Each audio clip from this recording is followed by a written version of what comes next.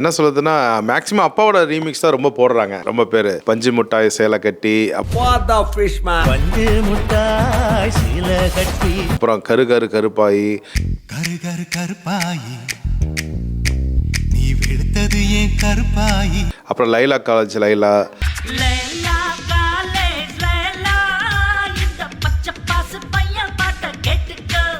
ஏகப்பட்ட சாங் வருது.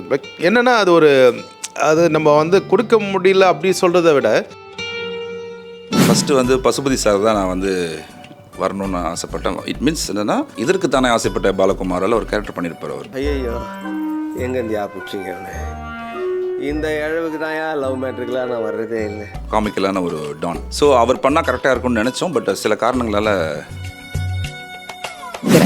ஒவ்வொரு சீசனும் ஒன்று இருக்கும். அதான் சொல்றேன், இப்போ இந்த 18+ கண்டென்ட்லாம் இருக்கு. இதை நம்ம எப்படி மக்கள் பார்க்கலாமா?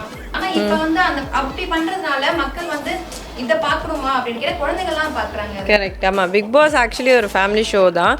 அண்ட் டெஃபினட்டாக பார்க்கக்கூடாது தான். சாங் எத்தனை சார் சாங் இப்போதைக்கு ரெண்டு சாங் தான் சார் சொல்லிட்டு பேசிட்டு ஃபஸ்ட்டு சாங் தான் ஒர்க் பண்ணோம். ஃபஸ்ட்டு சாங் டான் சாங், ஓகேங்களா? அது அப்பா அதான் பாடினாரு, ரொம்ப அழகாக பாடியிருப்பாரு. மச்சி நீ பாடுடா, மச்சி மச்சி நீ ஆடுடா, அசம்மா ஆட்டம் போடுடா. இப்போ ஒரு மியூசிக்காக அந்தந்த காலத்தை மாறும். ஆக்சுவலாக பாகவதர் ஐயா காலத்தில் மாறி இருக்கும். அதுக்கப்புறம் எம்ஜிஆர் ஐயா வந்தார், அப்போ மாறிடுச்சு. அதுக்கப்புறம் சூப்பர் ஸ்டார் ஆரம்ப ஸ்டைலில் வேறு மாதிரி இருக்கும். அப்புறம் Vijay sir, Ajith sir team வந்தாங்க. அதான் ஒரு ஜென்ரேஷன் மாறிட்டே இருக்கு. எப்படி நம்ம போகிற ட்ரெஸ்ஸே மாறிட்டா தான் இருக்கு ஆக்சுவலாக. மச்சின்னி பாடுடா, மச்சி மச்சி மச்சி மச்சி நீ ஆடுடா, மச்சி மச்சி மச்சி மச்சி நீ பாடுடா, மச்சி நீ ஆடுடா, ஆசம்மா ஆட்டம் போடுடா, ஏ மச்சான சொன்னுடா, மச்சமுள்ள ஆளுடா, அண்ணம் பூங்க அல்ட்ரா டான்னுடா, இது மதராசு மாஃபியா கம்பெனி, டக் டக் டக் டக், ஏ கொலமாசு சிந்த கம்பெனி, டக் டக் டக் டக், மதராசு மாஃபியா கம்பெனி, மண்ணால கொண்டனங்கள வர பாரு மீனா, இவ வறுத்து வச்ச மீனா, அட வந்துடுச்சு தானா ஒரு குயிலுக்கு பங்கானா, ஏ மச்சி நீ பாடுடா, மச்சி மச்சி மச்சி மச்சி நீ ஆடுடா, மச்சி மச்சி மச்சி மச்சி நீ பாடுடா, ஏ மச்சமுள்ள ஆடுடா, அண்ணாம் பூங்க அல்ட்ரா டான்னுடா.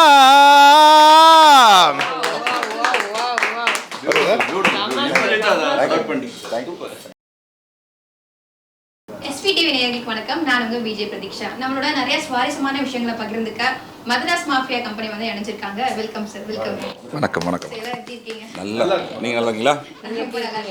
நம்ம டைட்டில் பார்க்கும்போது தெரியுது இது ஒரு மெட்ராஸ் பேஸ்டு ஒரு ஃபிலிம் அப்படின்னு சொல்லி. ஸோ நிறைய பேர் மெட்ராஸை பற்றி நிறைய விதமாக சொல்லிட்டாங்க. ஸோ நீங்கள் இந்த படத்தில் எந்த விதமாக நினச்சிருக்கீங்க? இது வட சென்னையில் நடக்கிற கதை தான் இது. ஆனால் சென்னை ஃபுல்லாக கண்ட்ரோலில் வச்சுருக்கிற ஒரு டான். இந்த டான் பூங்காவனமாக நம்ம ஆனந்தராஜ் சார் பண்ணுறாரு. அவரை அவரோட பெரிய தனி சாம்ராஜ்யமே வச்சுருப்பார். ஒரு 25 வருஷமாக அவர் மேலே கையே வைக்க முடியாமல், அவர் மேலே ஒரு எஃப்ஐஆரும் போட முடியாமல், அரசியல் செல்வாக்கோட அதிகாரிகளோடைய சப்போர்ட்டோட இருக்கார். ஒன்றும் பண்ண முடியாதுன்றவரை ஒரு lady police officer, IPS officer Samyuktha திகழ் பாரதின்னு அவங்க பேர், கேரக்டர் பேர். அவங்க எப்படி அவர் கொட்டத்தை அடக்கி சாம்ராஜ்யத்தை வீழ்த்தினாங்கன்றதான் கதை. ஸோ இது பாசிட்டிவாக நாங்கள் எண்டில் சொல்லியிருப்போம். எல்லா கேங்ஸ்டர் மூவிலையும் என்ன வெட்டு குத்து வன்முறையெல்லாம் இருக்கும். இதில் வன்முறை கம்மியாக தான் இருக்கும். ஒரு நல்ல மெசேஜோடு சொல்லியிருக்கோம். இது வேண்டாம், 25 வருஷமோ இல்லை 5 வருஷமோ 10 வருஷமோ ஒரு டான் லைஃபாக இருந்துட்டு கெத்தாக இருந்துடலாம். ஆனால் அதுக்கப்புறம் திரும்பி பார்க்கும்போது அந்த வாழ்க்கை ரொம்ப கேவலமாக இருக்கும் அப்படின்னு சொல்லி ஒரு பாசிட்டிவான ஒரு மெசேஜோட படத்தை முடிச்சிருப்போம். Okay sir. இதில் ஆனந்த்ராஜ் சார் நடிச்சிருக்காங்க. ஸோ அவங்க எப்படி 80s 90s ஒரு வில்லன் ரோல் தான் ரொம்ப ஃபேமஸான நடிச்சு. ஸோ இப்போ சமீப காலத்தில் நிறையா காமெடிஸ் பண்ணியிருந்தாங்க. ஸோ இவரை பழைய மாதிரி பார்க்கலாமா இல்லை எப்படி காமெடியும் மிங்கிள் ஆகி 50-50 ரெண்டும் பிளண்ட் பண்ணி ஒரு புது கேரக்டராக இருக்கும் இது. Okay sir. ஸோ படத்தோட கேஸ்டிங் எப்படி நீங்கள் சூஸ் பண்ணீங்க? As usual first Pasupathi sir தான் நான் வரணும்னு ஆசைப்பட்டேன். இட் மீன்ஸ் என்னென்னா இதற்கு தானே ஆசைப்பட்ட பாலகுமாரால் ஒரு கேரக்டர் பண்ணியிருப்பார் அவர், காமிக்கலான ஒரு டான். ஸோ அவர் பண்ணால் கரெக்டாக இருக்கும்னு நினச்சோம். பட் சில காரணங்களால் அவர் பண்ண முடியாமல் ஆயிடுச்சு. அதனால் அப்புறம் அடுத்த சாய்ஸ்ன்னு பார்த்தா எனக்கு ஃபஸ்ட்டு இவர் தான் தோணுச்சு. அவர் போய் அப்ரோச் பண்ணோம். அவர் கதை பிடிச்சிருந்தது. அவர் வந்துட்டார் உள்ள. அதுக்கப்புறமா மேம் போய் கேட்டதுக்கு அவங்களுக்கு ரொம்ப நாளாக போலீஸ் கேரக்டர் பண்ணணும்னு நினச்சிட்டு இருந்தாங்க. இது வெறும் போலீஸாக இல்லாமல் IPS ஆஃபீஸரு. ஸோ அதனால் கதையும் அவங்களுக்கு ஈக்குவல் ஸ்பேஸாக இருக்கும். ஆனந்தராஜ் சார் எவ்வளோ தூரம் வராரோ அதே அளவுக்கு அவங்களும் வருவாங்க. நல்ல வெயிட்டேஜ் இருக்குது கேரக்டரில். அவங்க இமீடியட்டாக அக்செப்ட் பண்ணிட்டாங்க. அப்புறம் ஒவ்வொருத்தராக வந்தாங்க. அப்புறம் இந்த படத்துக்கு எனக்கு மியூசிக் வந்து ஸ்ரீகாந்த் தேவா சார் தான் வேணும்னு சொல்லி நம்ம ப்ரொடியூசர் அண்ணாதுரை சார்கிட்ட கேட்டேன். அப்புறம் 2-3 பேச்சுவார்த்தைகள்லாம் நடந்து அவரும் உள்ளே வந்துட்டார். I am so happy. அதே மாதிரி எல்லாருமே மற்ற கோ ஆர்டிஸ்ட்டு சின்ன சின்ன கேரக்டர்லாம் கூட நான் எதிர்பார்த்த மாதிரி எல்லாருமே வந்ததுனால படம் ரொம்ப நல்லா வந்திருக்கு. ஸோ படத்தில் ஃபுல்லாக எப்படின்னா மெட்ராஸ் அப்படின்னாவே மோஸ்ட்லி வட சென்னை பக்கம் அப்படின்னாவே எல்லாமே வந்து நிறைய கிரைம் வெட்டு குத்து அப்படின்னு இருக்கும். இதில் எப்படி? அதான் வெட்டு குத்துக்களை வந்து ரொம்ப காமிக்கல. நம்ம இன்னொரு அதர் சைடும் காமிக்கிறோம். அவங்களுடைய மறுபக்கம் அந்த டானோட லைஃப்பில் மறுபக்கம் அவங்க பர்சனல் லைஃப்பில் என்னெல்லாம் இருக்கும், அதை எப்படி அவங்க ஃபேஸ் பண்ணுறாங்க, கவர்மெண்ட்லேருந்து அவங்களுக்கு என்ன மாதிரி வரும், அதெல்லாம் எப்படி டேக்கிள் பண்ணுறாங்க, இது மாதிரி தான் போகும். முழுக்க முழுக்க ஒரு வயலண்ட்டாகவும் அந்த மாஃபியானா சுற்றி அவங்க என்ன அடிச்சுக்கிறாங்க அது மாதிரி இருக்காது. இது ஒரு டிஃப்ரெண்ட்டான கேங்ஸ்டர் மூவியாக இருக்கும் இது.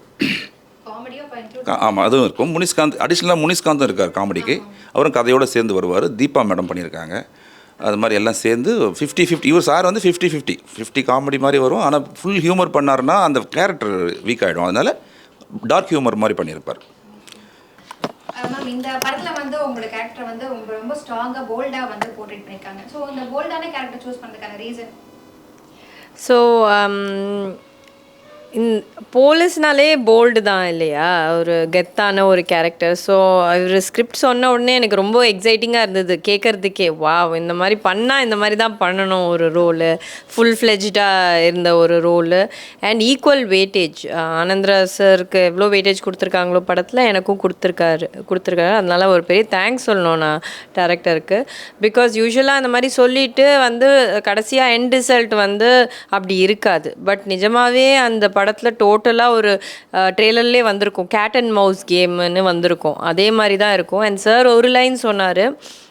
ஸோ அது வந்து நீங்கள் அதுதான் கதைன்னு அப்படி நம்ம அசியூம் பண்ண முடியாது. நிறைய ட்விஸ்ட் அண்ட் டேர்ன்ஸ் இருக்கும். கடைசி வரைக்கும் ஒரு மாதிரி என்ன நடக்குதுன்னே தெரியாது. யார் வில்லன் யார் ஹீரோன்றதும் ஒரு மாதிரி கன்ஃபியூஷன்லேயே போயிட்டுருக்கோம். ஸோ சூப்பராக வந்திருக்கு படம். அண்ட் கண்டிப்பாக எல்லோரும் தியேட்டர்ஸில் போய் பார்க்கணும் November 14th. ஓகே மேம், இது உங்களோட ரியல் கேரக்டருக்கும் இதுக்கும் எவ்வளோ டிஃபர் ஆகும்?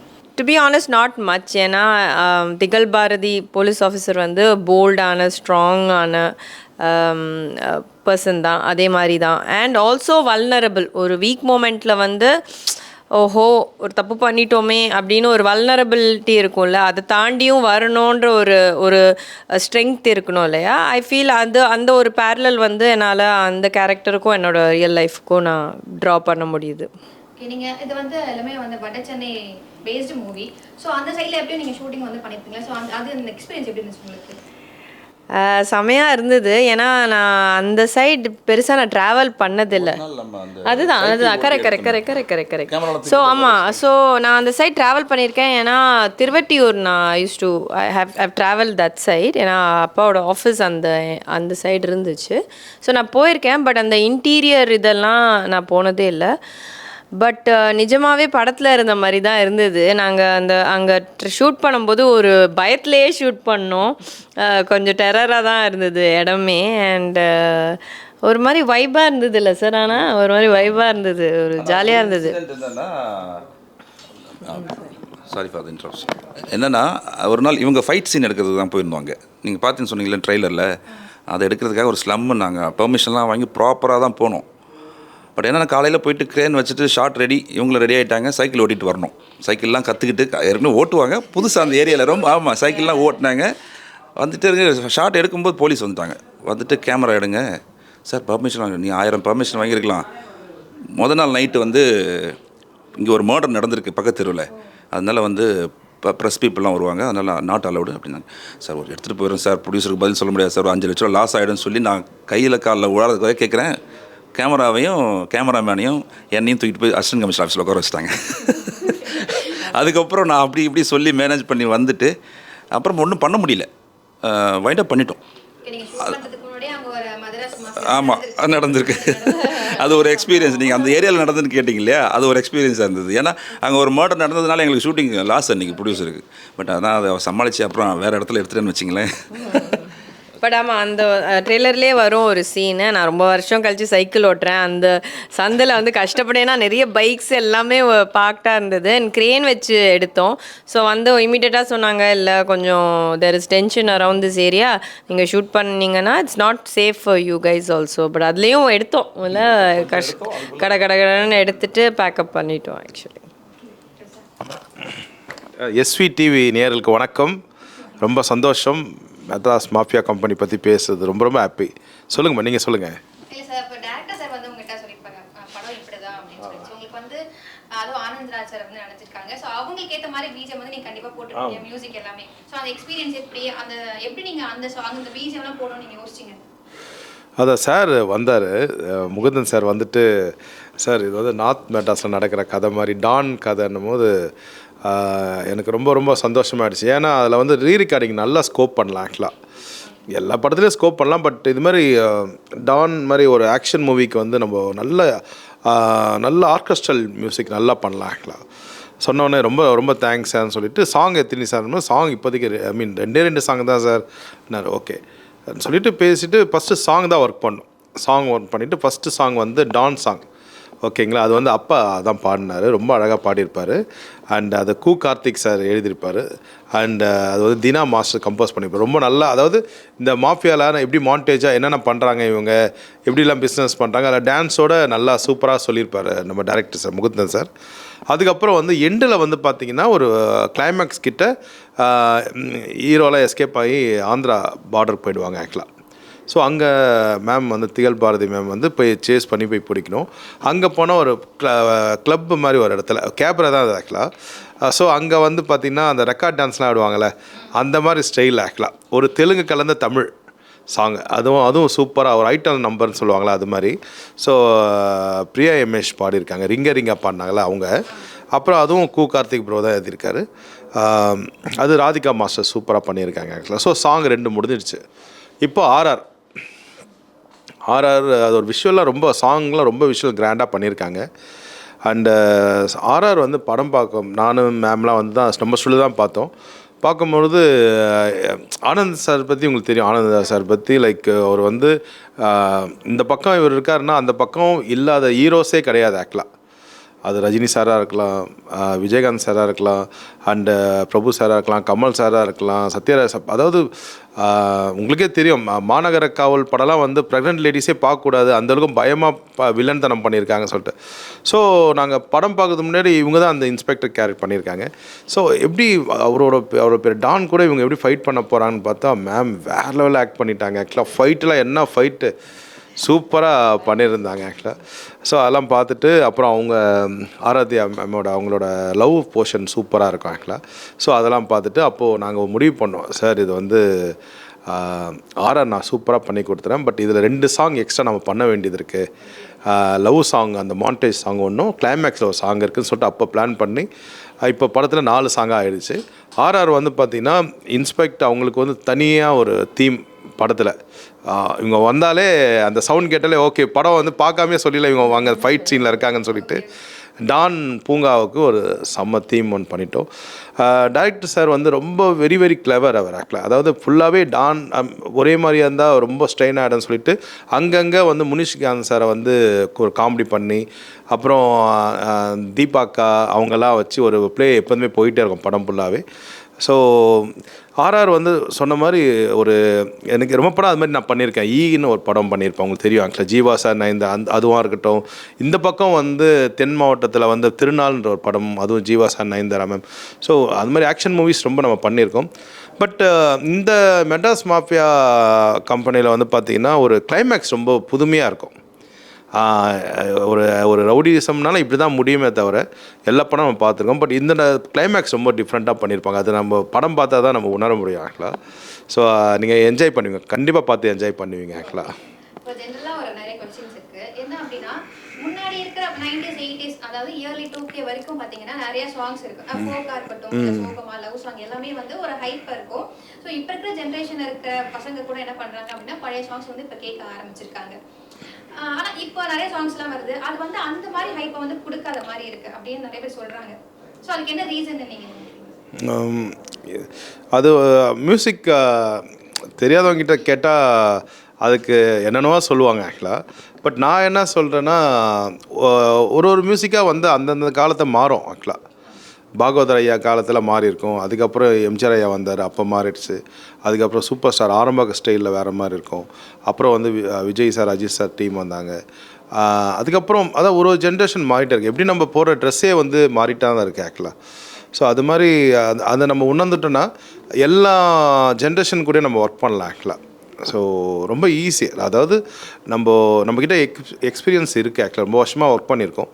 இப்போ இருக்கிற என்ன டெக்னாலஜியோ அதை உள்ளே வந்து நம்ம பார்த்துட்டா அது ரொம்ப ஈஸியாக இருக்கும். ஸோ இப்போ இருக்கிற ஜென்ரேஷன் கூட நம்ம அந்த ரேஸில் ஓடலாம் ஆக்சுவலாக.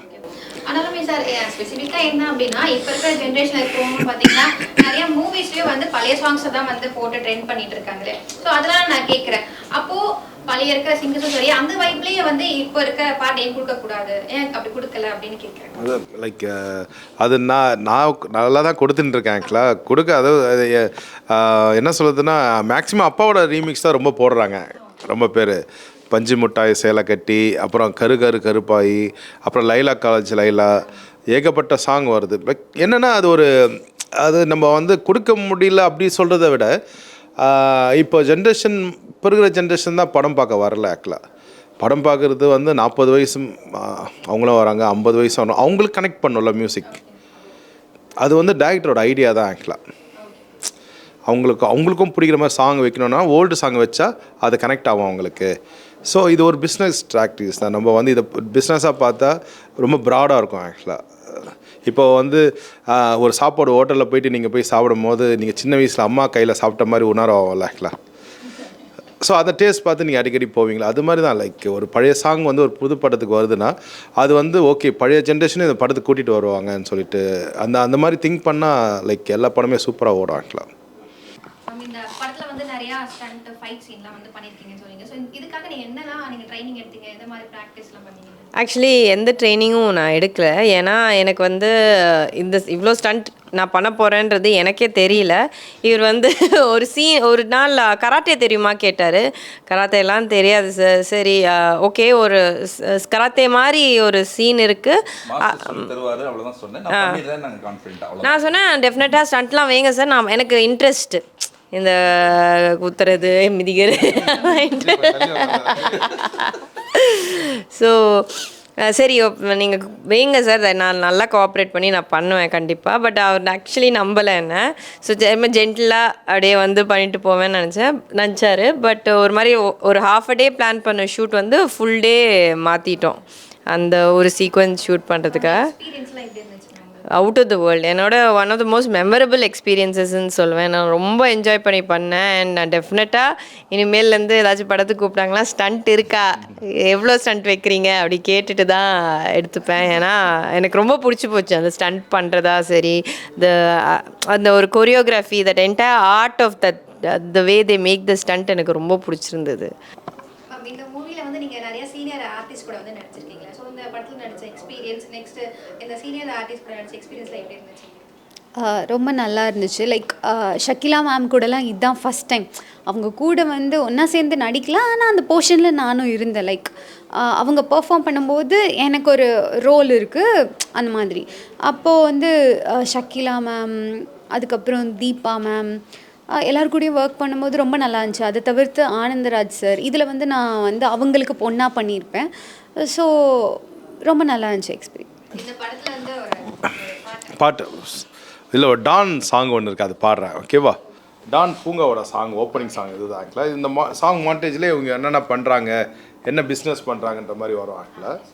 ஸோ இதில் வந்து பார்த்திங்கன்னா ஆனந்த் பாபு சார் இருக்கார்ல, அவர் ஒரு ரோல் வருவார் இந்த சாங். சூப்பராக டான்ஸ் பண்ணியிருப்பார் ஆக்சுவலாக. ரெடி, கிளாப் பண்ணலாமா? 1 2 3 4 சக் சக்.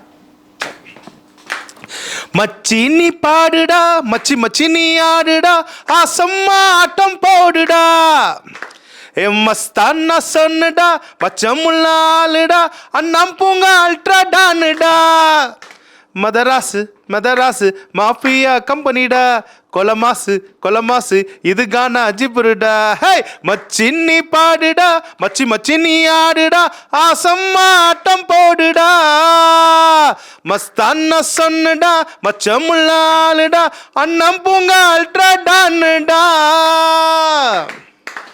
வா ஓகேவா நல்லா இருக்கு ஸோ இந்த பாட்டை வந்து அந்த போட்டு தாக்கு சாங் இருக்கு ஆமா அந்த இது ஒரு பாட்டு அது அந்த மாதிரி பாடணும் ஐயோ ஏற்கனவே அப்படிதான் பாடிட்டு இருக்கேன்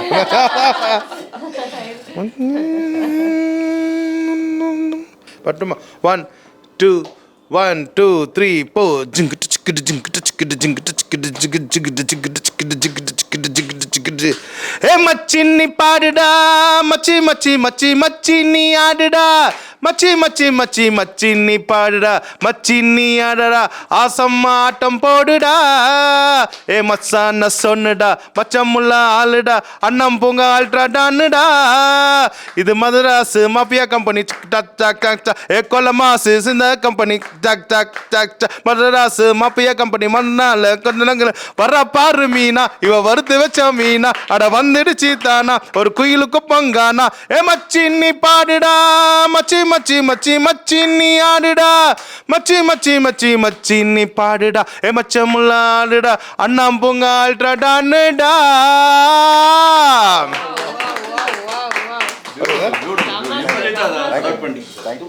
சீரியஸா எதிர்பார்க்கல சரி அவ்வளவு நல்லா இருக்கும்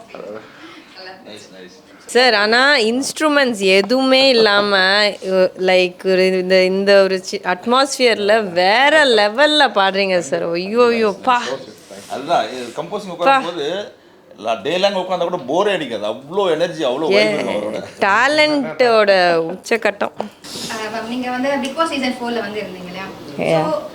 அப்ப வந்து எல்லாருமே சீசன் 1ல இருந்து பாத்தீங்கன்னா 8 வரைக்குமே வந்து பப்ளிக்ல எல்லாருமே வந்து ரொம்ப இன்ட்ரெஸ்டிங்கா பார்ப்பாங்க. ஏன்னா வர கண்டஸ்டன்ஸை பொறுத்து தான். ஆனா இப்ப இருக்கிறவங்க இப்ப வந்து அதாவது இப்ப சீசன் கரெக்டா பாத்தீங்களா, இங்க இருக்கிற கண்டஸ்டன்ஸை வந்து யாருக்குமே பிடிக்கல. எல்லாருமே வந்து விமர்சனம் தான் பண்ணிட்டு இருக்காங்க. சோ இப்ப இருக்கிற அந்த கண்டஸ்டன்ஸ் வந்து ஓகேவா இருக்காங்களா இல்ல கரெக்டா தான் எடுத்துக்காங்கன்னு நீங்க நினைக்கிறீங்க? பார்க்குறாங்கல்ல பீப்புள்.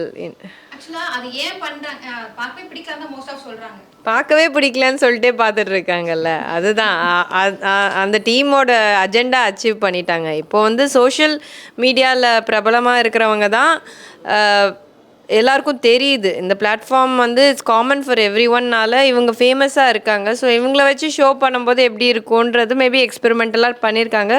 பட் நம்மளுக்கு பிடிக்காது, ஏன்னா நம்ம இந்த ஃபார்மேட்டில் பார்த்தது இல்லை. நம்ம மேபி செலிப்ரிட்டிஸ் ஒரு ஃபியூ தான் பீப்புள்.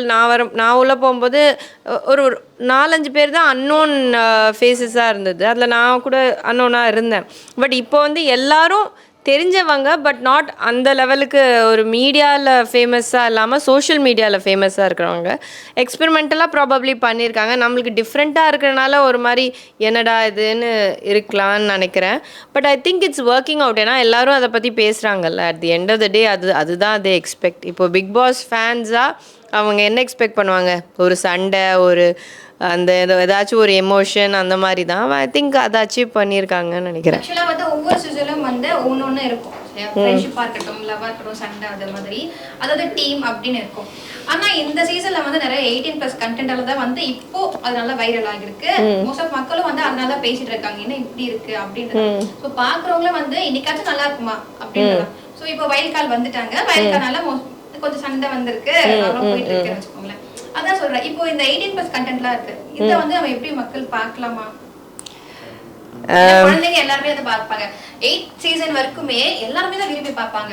ஏன்னா வர்ற ஆளுகளை பொறுத்து ஓகே இவங்க இருப்பாங்க, இவங்க இன்னைக்கு என்ன பண்றாங்க, அந்த கியூரியாசிட்டியில வந்து எல்லாரும் பார்ப்பாங்க. ஆனா இப்ப வந்து அந்த அப்படி பண்றதுனால மக்கள் வந்து இதை பார்க்கணுமா அப்படின்னு கேட்ட குழந்தைங்க எல்லாம் பாக்குறாங்க. கரெக்ட். ஆமா, பிக் பாஸ் ஆக்சுவலி ஒரு ஃபேமிலி ஷோ தான். அண்ட் டெஃபினட்டாக பார்க்கக்கூடாது தான் இப்போ. பட் என்ன ட்ரெண்ட், இதுதான் ட்ரெண்டுனா நம்ம வாட் கேன் வி டூ இல்லையா? ஏன்னா எனக்கு தெரிஞ்சு டெலிவிஷன் ஆஸ் சச் அவங்க எல்லாத்தையும் கரெக்டாக எடிட் பண்ணி அந்த 1 ஹவரில் போட்டுருவாங்க. இப்போது அந்த லைவ் ஸ்ட்ரீம் இருக்கிறனால தான் மற்ற கிளிப்ஸ் எல்லாம் கிளிப் பண்ணி சோஷியல் மீடியாவில் வருது. ஸோ அந்த மாதிரி content that is not appropriate for டெலிவிஷன்ற கண்டென்ட் வந்து ஏன் வருதுன்னா அந்த லைவ் ஸ்ட்ரீம்னால தான் மோஸ்ட்டாக வருது எனக்கு தெரிஞ்சு. So of course it's not appropriate, but it is what it is. இதுல வந்து நீங்க அந்த படத்துல உங்களுக்கு லவ் சீன் கொடுத்துருக்கேன்னு சொல்லியிருந்தீங்க சார். ட்ரைலர்லேயே வந்து இருந்துச்சு. ஸோ ஹீரோவோட உங்களுக்கு கெமிஸ்ட்ரி எப்படி இருந்துச்சு? ரொம்ப நல்லாவே இருந்துச்சு. லைக் இதில் வந்து என்னோடய கேரக்டர் பேர் வெரோனிகா. அவன் வந்து ரொம்ப போல்டான, என்னதான் அவங்க அப்பா வந்து மாஃபியா டானாக இருந்தாலும் இவ வந்து ஒரு ஸ்ட்ரெயிட் ஃபார்வர்டான, பிடிக்கலன்னா பிடிக்கல தான். அவங்க அப்பாவை கண்டு எல்லாருமே பயந்தாலும் இவ வந்து பயப்படாமல் தைரியமாக நீங்கள் பண்ணது பிடிக்கல, உங்களுக்கு அகெயின்ஸ்டாக நிற்கக்கூடிய ஒரு கேரக்டர். அதை தவிர்த்து எனக்கு கெமிஸ்ட்ரி ரொம்ப எங்களுக்கு அந்த மாதிரி ஒரு சீன்ஸ் இல்லை. ஆனால் அசச் இருந்த வரைக்கும் ரொம்ப நல்லா இருந்துச்சு. ஆக்சுவலாக நீங்கள் டோட்டலாகவே உங்களுக்கும் படத்தில் இருக்க கேரக்டருக்கும் ரொம்ப டிஃப்ரெண்ட்டாக இருக்குமோ? ரொம்ப சைலண்ட்டாக பேசிகிட்டு இருக்கீங்க. படத்தில் வந்து டோட்டலாக மாற்றிருக்காங்கன்னு நினைக்கிறேன் டேரக்டர். நான் சைலண்ட்டாக இல்லையான்னு சார் சொல்லுவார். ஸோ செட்டில் எப்படி சார் இருப்பாங்க? யார் யார் எப்படி? மேம், இவங்க ஆனந்த்ராஜ் சார் எல்லாருமே ஷார்ட் முடிச்சுட்டு போனாங்கன்னா அவங்க தனியாக உட்காந்துட்டு ஜாலியாக, ஆனந்தராஜ் சார்லாம் வந்து ஜாலியாக பேசிகிட்டு இருப்பார் எல்லாரோடையும். எல்லோரும் கொஞ்சம் ஆரம்பத்தில் பயந்தாங்க அவர்கிட்ட போகிறதுக்கோ, இல்லை அவர் எப்படி என்ன மாதிரி அவர் நம்மகிட்ட பேசுவார் அப்படின்ற மாதிரி. அதுக்கப்புறம் எல்லாம் ஒரு ஃபேமிலி மாதிரி தான், ஜாலியாக தான் இருந்தாங்க. எல்லாருமே நல்லா கோஆப்ரேட் பண்ணாங்க. சூப்பராக இருந்தது எல்லாம் எக்ஸ்பீரியன்ஸ். இது ஒரு மாஃபியா மூவி. எதுக்கு ஒரு லேடியை வந்து போலீஸாக கொண்டு வரணும்னு நீங்கள் நினச்சிங்க? ஸ்டீரியோடிப்பிக்கலாக இருக்க வேணாம் அப்படின்னு தான். ஒரு மேல் போலீஸ் ஆஃபீஸர் போட்டு பண்ணோம்னா அது ரெகுலராக தான் இருக்கும். சின்ன சின்ன விஷயங்கள் மாடிஃபை பண்ணி சொன்னாலே புதுசாக இருக்குன்னு தோணுச்சு. அப்போது அது ஃபீமேலாக இருந்தால் பெட்டராக இருக்கும் அப்படின்னு. கண்டிப்பாக எக்ஸ்ட்ரானரியாக பண்ணாங்க. 200% பண்ணாங்க எல்லாருமே. யாருமே நான் வந்து கம்மின்னு சொல்லவே முடியாது. ஒரு ஸ்ட்ராங்காக, ஒரு ஹானஸ்ட்டாக, ஒரு ஸ்ட்ரெயிட் ஃபார்வர்ட் போலீஸ் ஆஃபீஸர் எப்படி இருப்பாங்களோ அது சீரியஸாக பண்ணலாம். அந்த சீரியஸ்னஸ் வேணும்னு அந்த சீரியஸ்னஸோடு தான் பண்ணாங்க அவங்க. ரொம்ப ரிஜிட், ரொம்ப எமோஷ்னலாக அப்படி மற்ற தெலுங்கு படம்னு சொல்கிறது தப்பாக நினைக்கக்கூடாது. ரொம்ப எக்ஸாக்ட் பண்ணி பண்ணுவாங்க டைலாக் பேசும்போது. அதெல்லாம் பண்ண வேண்டான்னு சொன்னேன். சட்டிலாகவே பண்ணுங்க, அதை கரெக்டாக பண்ணுங்க. அதே மாதிரி ஆனந்த்ராஜ் சாரும் எந்த சீனுக்கு என்ன வேணுமோ அதை கரெக்டாக பண்ணார். கேட்பார், ஒன் மோர் போகலாம் அப்படின்னு கேட்பார். நீங்கள் இல்லைனா அவர் ஒரு டேக்லேயே பக்காவாக பண்ணிவிடுவார். இருந்தாலும் கேட்பார் உங்களுக்கு ஓகேவா இல்லைன்னா பண்ணலாம். அதனால் அதே மாதிரி இவங்க பர்ஃபார்மன்ஸும் ஒரு வர 10-15 நிமிஷம் தான் வருவாங்க, 20 மினிட்ஸ் வருவாங்க மேக்ஸிமம். அதுக்குள்ளே வந்து 2 டிஃப்ரெண்ட் எமோஷன்ஸ் வரணும். ஒரு போர்ஷன் வந்து அப்படி இருக்கு, இன்னொரு போர்ஷன். அது ரொம்ப அந்த வேரியேஷன்லாம் பண்ணாங்க. அஃப்கோர்ஸ் எல்லாருமே நல்லா பண்ணாங்க. படத்தில் பண்ண தீபாக்கெல்லாம் கலக்கிட்டாங்க. அதே மாதிரி ராம்ஸ் பண்ணியிருக்காரு. அப்புறம் வந்து முனிஸ்கான் சார் அவருடைய கான்ட்ரிபியூஷன் நல்லா கொடுத்துருக்காரு. சசிலையா பண்ணியிருக்காங்க. அதே மாதிரி ஷக்கீலாக்கா அவங்க வந்து ஒரே ஒரு சீன் தான் வருவாங்க. அவங்க மாஸ் பண்ணிட்டாங்க அந்த சீனை. எல்லாருமே கண்டிப்பாக என்ஜாய் பண்ணுவீங்க. அது மாதிரி எல்லோரும் நல்லா பண்ணாங்க. உங்கள் பிஸியான ஷெடியூலில் வந்து எங்களுக்கான டைம் ஒதுக்கி நிறைய சுவாரஸ்யமான விஷயங்கள் வந்து ஷேர் பண்ணதுக்கு thank you sir. Thank you ma'am. Thank you. Madras mafia company படம் வெற்றி பெற எஸ்பிடிவி சார்பாகவும் எங்கள் டீம் சார்பாகவும் வாழ்த்துக்கள் தெரிவிச்சுக்கிறோம். நம்ம மദ്രാസ് மாஃபியா கம்பெனி படம் வந்து November 14th ரிலீஸ் ஆகுது. கண்டிப்பாக அந்த படம் உங்களுக்கு பிடிக்கும். நீங்கள் எல்லாருமே பார்த்து உங்கள் சப்போர்ட் கொடுக்கணும். அவுட் அண்ட் அவுட் ஃபேமிலி படம். எல்லா ஏஜ் குரூப்ஸும் நீங்கள் என்ஜாய் பண்ணி பார்க்கலாம். ஸோ கண்டிப்பாக வந்து பாருங்கள், நல்ல சாங்ஸ் இருக்குது. ஓகேவா? கண்டிப்பாக ஃபேமிலி ஆடியன்ஸ்க்கு ரொம்ப பிடிக்கும். நம்ம ஆனந்தராஜ் சாரை வந்து ஒரு வில்லனாக பார்த்துருப்போம். இங்கே வந்து சேம் வில்லன், ஆனால் ஒரு டிஃப்ரெண்ட்டான ஒரு ஃப்ளேவர் இருக்கும். உங்களுக்கு எல்லாருக்குமே பிடிக்கும். எல்லாரும் வந்து தேட்டரில் பார்த்து படத்துக்கு சப்போர்ட் பண்ணுங்கள். தேங்க்யூ.